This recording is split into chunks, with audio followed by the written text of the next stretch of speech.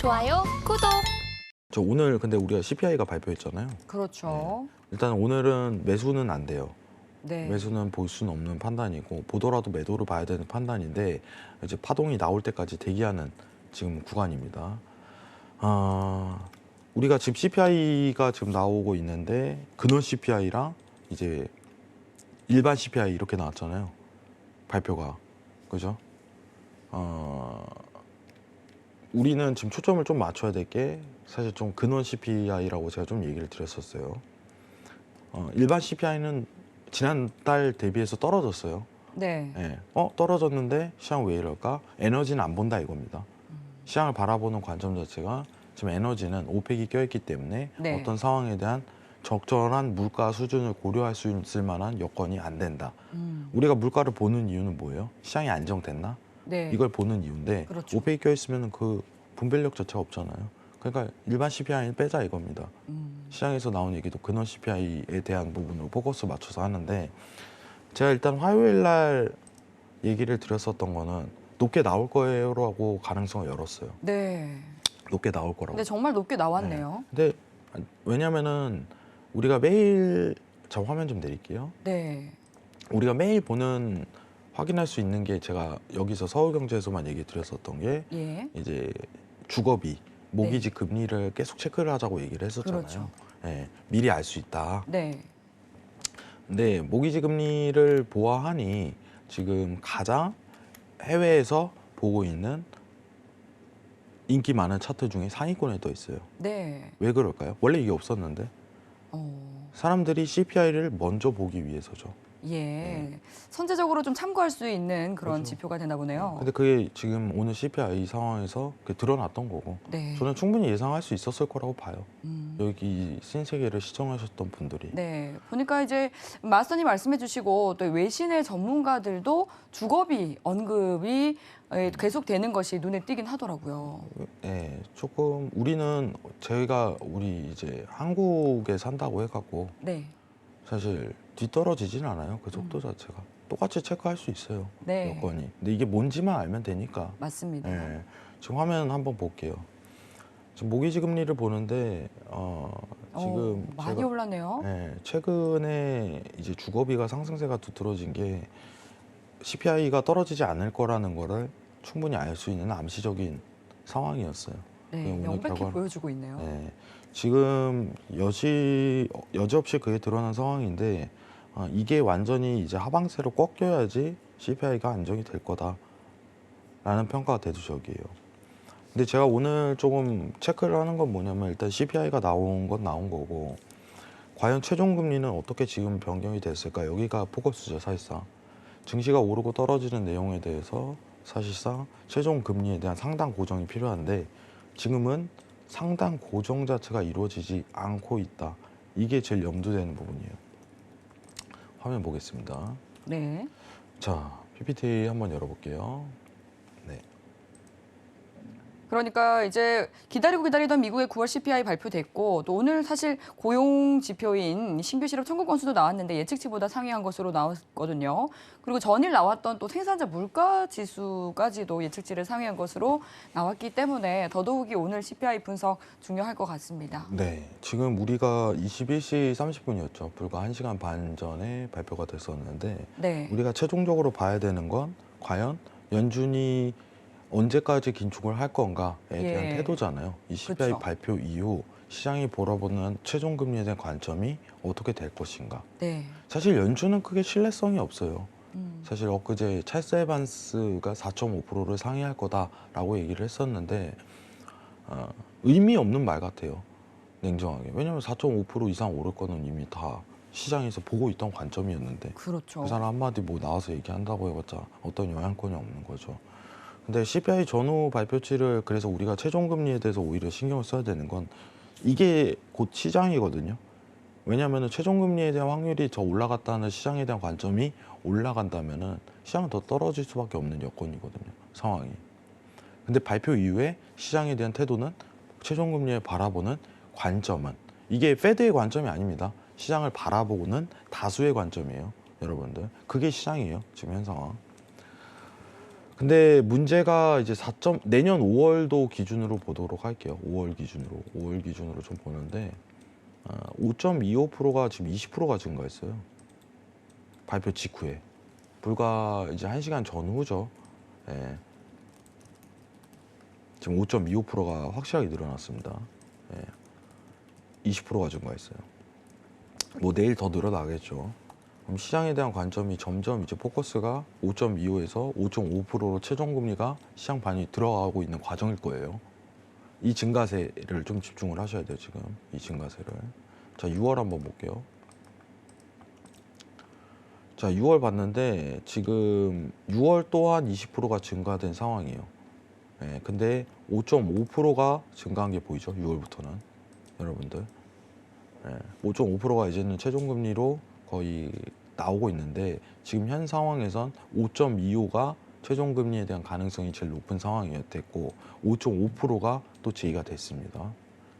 근데 더 웃긴 게 있어요. 아주 미세한 확률이지만 6%가 나왔네요. 와, 6%요? 네, 0.6% 나왔어요. 0.6%.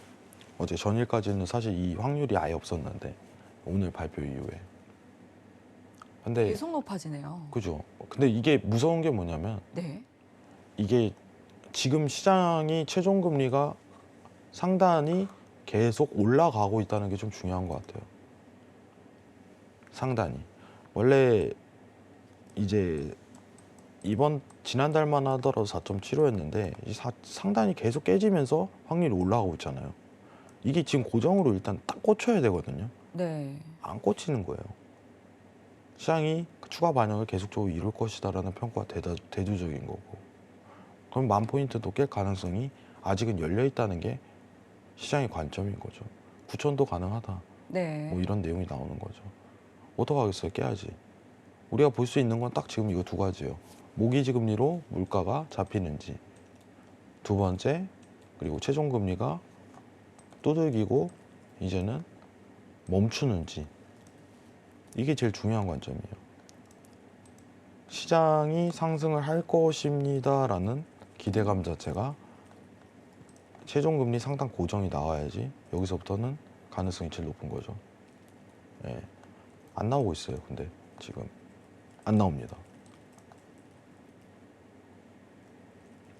회장님 어디까지 떨어져요? 예. 뭐 나스닥은 열려 있는 건 9,000까지 열려 있는 상황인데 이게 나오기 전까지는 시장에 대해서 상승 기대감 자체가 전혀 없다는 거죠. 냉정하게. 제가 이번 주 화요일 날 얘기 드렸던 게 딱 두 가지였어요. 최종금리 상단 고정과 연준 피봇. 고정만 들어가면 1차 상승 파동 그리고 피봇이 연준에서 이제 되돌리는 형태 몇 년도부터 시장에 대한 금리 인하를 진행할 가능성이 높다라는 형태 자체가 나오면 2차 파동으로 추가 상승을 이어가거든요. 근데 지금 어떤 시기예요? 현재 딱 10월 13일 기준으로만 딱 보도록 하겠습니다. 이것도 안 나와요. 지금. 하락을 얘기할 수밖에 없죠. 네, 더 추가적인 하락을 상황이. 4.75에서 사실 금리 상단에 대한 고정을 좀 어떤 가능성 자체를 굉장히 열어놓고 있었는데 이것마저 지금은 깨는 상황이기 때문에 이제 10,000포인트 이탈에 대한 부분도 염두를 충분히 해야 되는 상황입니다. 아시겠죠? 굉장히 간단해요. 자, 화면 내리고 차트로 다시 돌아가 볼게요. 네. 그러니까 이제 근원 소비자 물가 지수가 중요하다. 주거비 그 항목이 중요하다 말씀해 주셨고 계속해서 지금 최근 들어서 이 최종 금리에 대해서 강조를 해주고 계신 상황인데요. 다 거기 보고 있으니까. 네. 네, 뭐 어쩔 수 그런데 없는 이제 거예요. 이 상단이 열려 있기 때문에 또 증시의 하락 가능성 또한 열려 있다라고. 이게 이야기해 고정이 안 되면요. 네. 이제 올라가는 어떤 궤도만 지금 계속 보여주고 있잖아요. 그러면은 주식을 계속 현금화할 수밖에 없어요, 상황이. 왜 돈은 없으니까. 네. 굉장한 시장에 대한 기본적인 구조잖아요. 그렇죠. 좀 안전자산으로 시선이 쏠리겠네요. 아니, 안전자산도 안 해요. 안전자산으로도 네, 가지 안 해요. 않는다. 안 해요. 그러니까 오히려 투심이 채권 시장. 완전 얼어붙게 되네요. 그죠. 왜냐면 이제 안전자산이라는 것도 형태가 다양한데 예. 지금 금은 상승 전환을 좀 이루기가 힘들다. 예. 오히려 채권 시장에 좀 수급이 쏠려요. 돈에 대한 형태가. 네.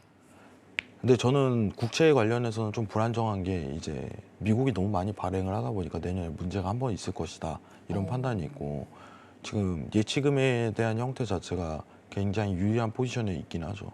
오히려. 그렇군요. 예, 단순히 이제 돈을 지금은 보관하는 정말 게 현금이 좀 예. 중요한 상황인 것 같습니다. 시장에서 제일 간단한 개념인데 금리가 계속 올라가는 상황이 앞으로도 연출이 되는 이게 나온다면은 네. 제일 빨리 팔기 쉬운 거는 사실 이제 주식하고 채권이잖아요. 네. 예, 근데 그 다음이 이제 부동산인 거고 상황이 부동산은 이제 좀 나오잖아요.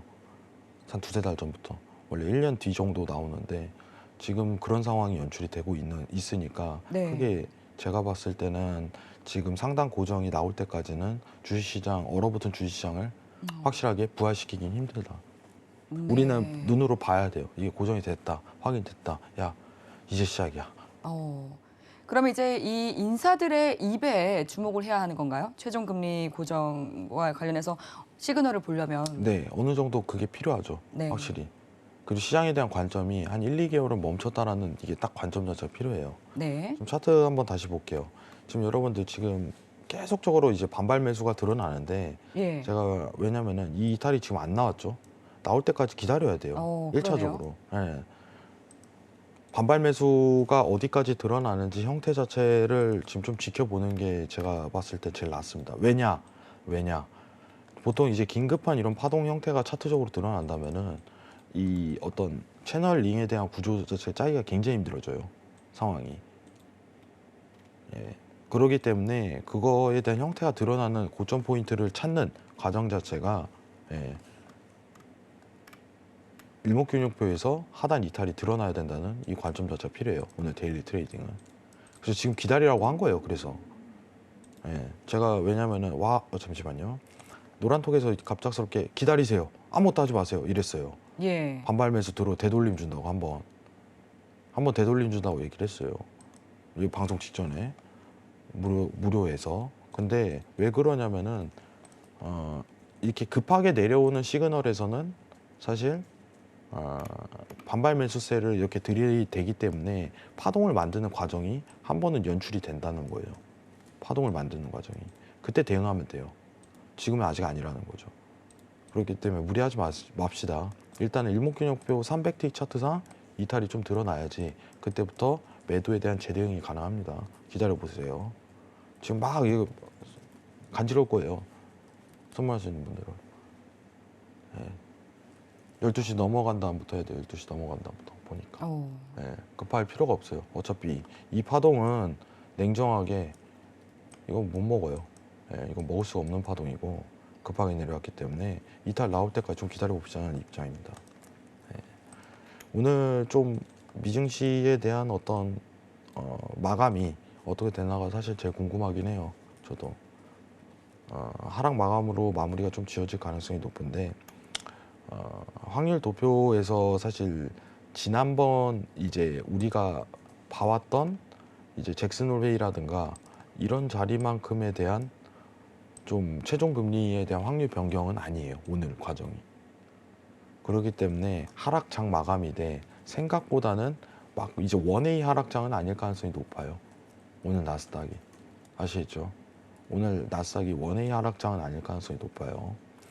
근데 지금 파동 국면으로 봤을 때 앞으로 계속 떨어집니까? 라고 얘기를 한다면은 지금 기준선하고 전환선에 대한 일본 기준으로 봤을 때 시그널이 우하방으로 꽂고 있거든요. 여러분들. 이 방향성을 잘 보세요. 여러분들. 꽂고 있거든요. 이건 하락을 더 시그널을 준다는 포인트거든요. 예. 우리가 지금 매도를 이제 미증시 관련해 갖고 더 추가적으로 보기 위하고 안전하게 좀 보려면은 10,000포인트는 한 번은 상위가 최근에 들어갈 거예요. 앞으로 여기서 추가 매도를 좀 고려를 해야 돼요. 이것만 좀 집중하시면 될 것 같고 중장기적인 모멘텀은 제일 걱정인 거는 최종 금리에 대한 고정 자체가 안 이루어지고 있다. 시장이 상승 전환을 지금 당장은 이루기가 힘들다.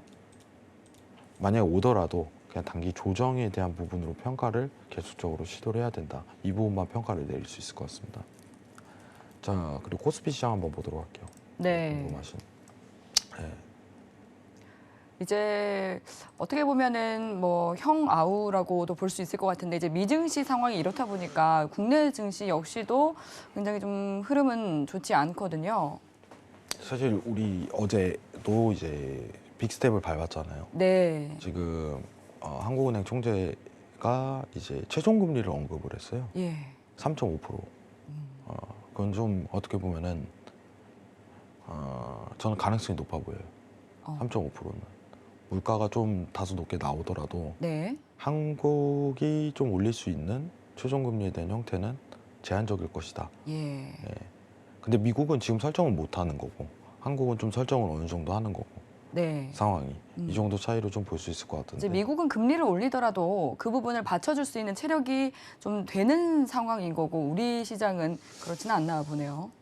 체력보다는 사실 이제 페드에 대한 어떤 독립적인 형태가 있기 네. 때문에 가능한 것 같아요. 사실 그렇군요. 미국에 대한 어떤 형태 자체에 대한 근본적인 문제지 네. 한국은행 같은 경우는 그 정도에 대한 독립적인 형태를 취하지는 못하거든요. 예, 어제도 이주열 총재가 말한 것을 보니까 우리나라가 이제 금리를 계속해서 미국처럼 따라서 올릴 수 있는 뭐 그런 시장 상황 여건이라고 보지 않는다라고 또 발언을 했더라고요. 네, 근데 그 발언은 이미 예상이 충분히 갔어요. 네. 그래서 저희가 올해 초부터 제한적인 상승이 한국 증시는 이제 한국은행을 볼 것이다. 예. 이렇게 좀 평가를 했는데 지금 한국이 3%잖아요.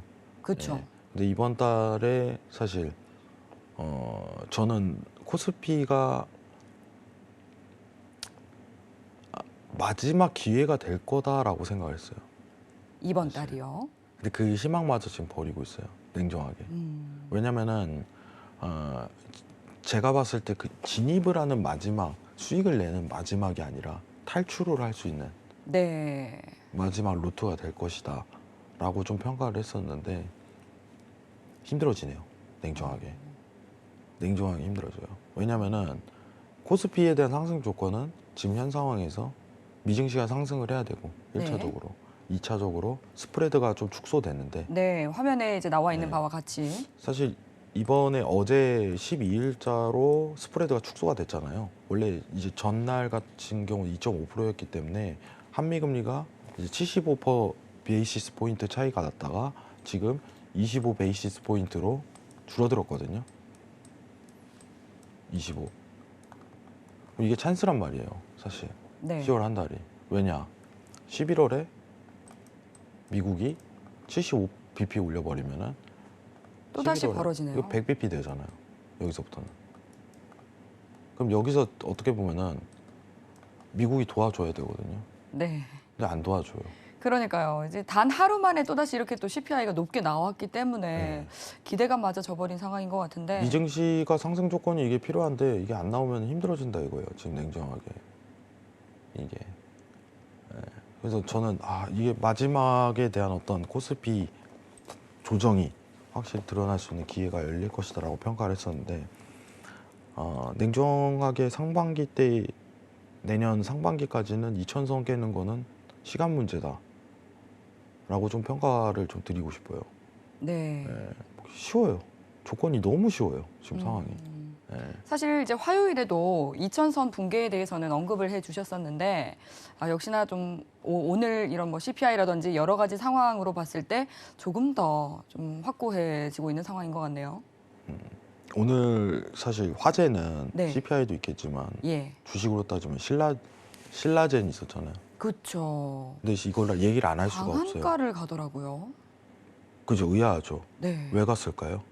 이제 그 투자자분들이 좀 투자할 먹거리를 찾자 나서다 보니까 거기에 쏠린 게 아닐까요? 그러니까 없다 이거예요. 예, 수급이 들어갈 게 없으니까 이슈성에 의해서밖에 어떻게 보면 지금 그쵸. 종목이 올라갈 수밖에 없는 상황으로 그냥 이제 몰려들 수밖에 없는 거예요. 딴 데 뭐 갈 데가 없으니까 네. 아예 돈이.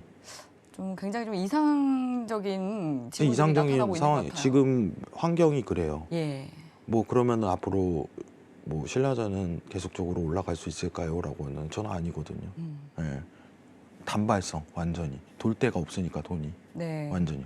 그래도 주식시장에 어느 정도 돈은 있잖아요. 예. 수급은 계속 도니까. 그렇죠. 이탈의 구조는 장기적으로 이어지는 거고 일정하게 유지되는데 돈이 돌 구간이 없으니까 거래 재개 뜨면서 이제 상한가를 나타내는, 저는 그래서 그 그림 자체가 되게 좋지는 않아요. 확실하게 내용적인 측면으로. 네. 근데 지금 우리가 좀 봐야 되는 건 뭐냐면은 앞으로 미국 금리가 아까도 최종 금리가 얘기했듯이 계속적으로 올라가고 있잖아요. 예. 보시면은 6%대까지 나오는데 6%대까지 나온다는 건 뭐냐면은 스프레드가 원래 최대폭이 150이었는데 200폭까지 갈 수 있다는 전제가 깔리잖아요. 200이요. 네. 그러면 이거는 외인들 입장에선 정말 매력을 떠나서 쳐다도 안 보는 시장이 돼버리는 거예요. 아예 냉정하게 외인들 눈에서. 근데 이게 굉장히 장기적이라는 거죠. 자, 근데 화면 잠깐만 내려보겠습니다. 네. 자, 그러면은 스프레드가 재차 코스피 시장에서 축소가 되려면 어떻게 해야 되냐? 굉장히 간단하거든요. 어떻게 해야 돼요? 금리를 올려야 되겠죠. 근데 한국이 금리 올릴 일은 거의 적고 확률적으로. 네. 미국이 그냥 금리 내리면 되는 거잖아요. 그렇죠. 근데 네. 언제 내리느냐 이제 그것이 문제인데. 그죠. 언제 내리느냐 그건 알 수가 없는 거고 현 네. 상황에서. 지금 뭐 이제 연준 피봇에 대한 형태가 아예 안 나오니까. 그러니까요. 근데 언제까지 올리냐는 보이잖아요. 음, 그게 중요한 거잖아요. 사실.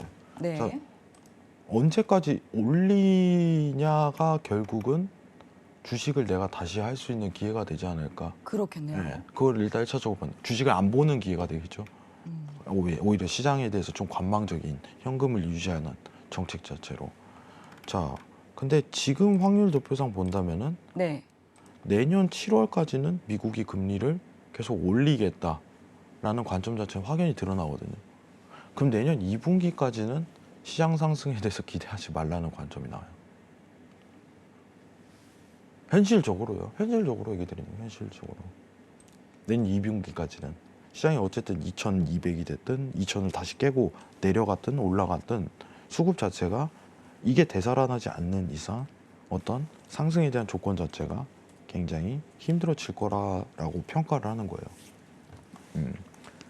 올해 들어서 사실 저도 추가 스텝에 대한 여지 자체는 올해 초에는 측정을 전혀 못했다고 얘기를 드렸었어요.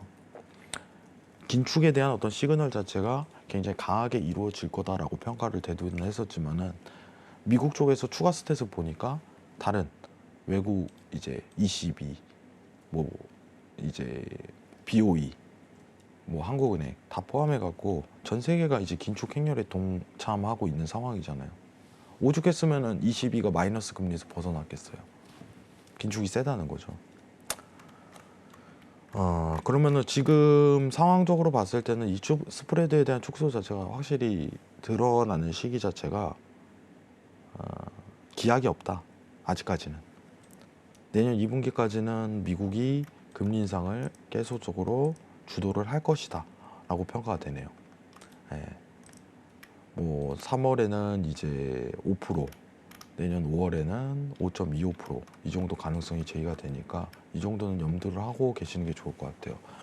못해도 내년 1분기까지는 시장에 대해서 상승 요소 자체는 재료는 거의 소멸됐다라고 평가하시는 게 제일 맞을 것 같아요. 냉정하게. 이슈성에 의한 어떤 단기 종목만 상승을 좀 이루겠죠. 오늘 신라젠 같이. 예, 이런 부분으로 계속적으로 평가하시는 게 전 나을 것 같아요. 좋아요, 구독!